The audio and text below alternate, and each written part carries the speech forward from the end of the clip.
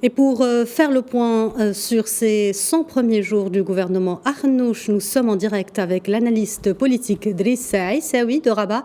Bonjour Driss Aissaoui. Bonjour. Alors, 100 jours, c'est beaucoup et peu à la fois pour établir un bilan de l'action d'un gouvernement. Cette date marque la fin de ce qu'on a pris l'habitude d'appeler la période de grâce. En tant qu'analyste politique, que pensez-vous de cette tradition du bilan des 100 jours ? La première des choses qui vient à l'esprit, c'est que ces 100 jours, si vous voulez, c'est une habitude qui a été prise pas au Maroc, pas nécessairement sous toutes les conditions.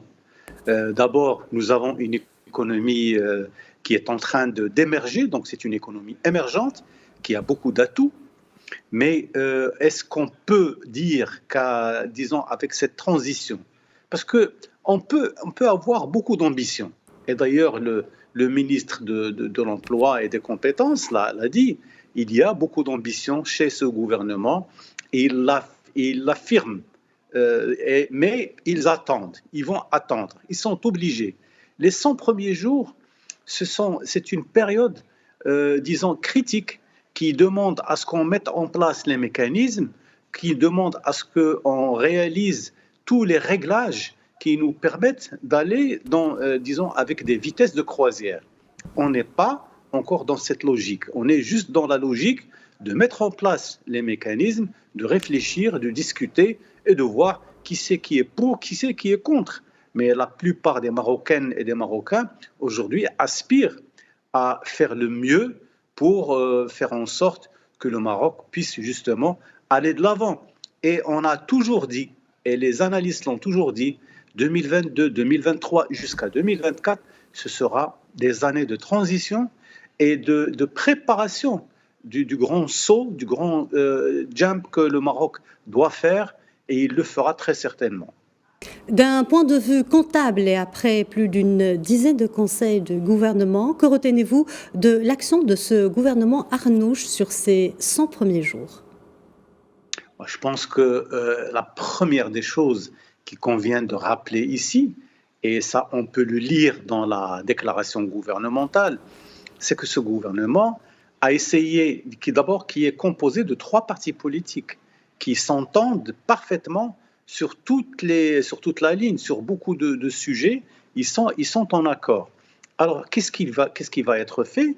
On est en train d'attendre à ce que, justement, on puisse mettre disons, les choses, les réglages où il faut pour pouvoir avancer à une vitesse qui va faire plaisir aux acteurs économiques, mais qui va aussi préparer tous les secteurs. Parce qu'on a vécu une période disons, sanitaire qui était très difficile. On a eu des secteurs qui ont été très fortement touchés, mais l'État a pu être présent. Et le Maroc, d'abord, si vous vous rappelez, dans la déclaration gouvernementale, ce qui a été engagé comme, disons, comme programme, c'est ce que le roi Mohamed VI avait déjà fait.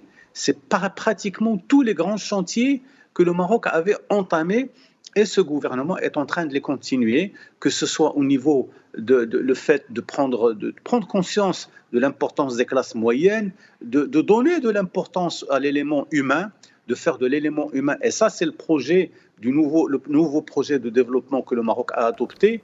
Et je pense que ce gouvernement ira très certainement vers ce but, et qu'il va le réussir si jamais on sort, j'espère, et on va le faire. On va sortir de cette difficulté que nous avons, et d'ailleurs c'est le cas de beaucoup de pays. Mais aujourd'hui, on a le grand projet que vous venez de présenter au niveau du sujet avant, c'est que nous sommes dans le grand projet de Maroc Tech, et Morocco Tech, c'est un grand projet de transition électronique qui demandera encore des efforts au niveau des ressources humaines, et le Maroc est prêt pour le faire. Driss Aissaoui, concernant les recommandations du nouveau modèle de développement, le gouvernement a-t-il montré des signes allant dans le même sens que ceux qui a été tracés par ce nouveau modèle de développement ?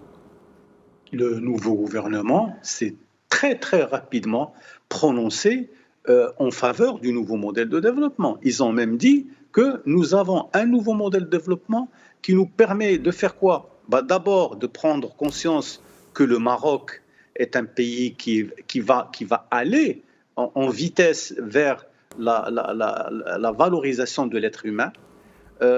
Tout ce qui sera fait au bénéfice des citoyens et des citoyennes. Et ça, c'est le nouveau projet, projet de développement. Il y a aussi un effort extraordinaire qui sera fait au niveau social, au niveau de la couverture sociale.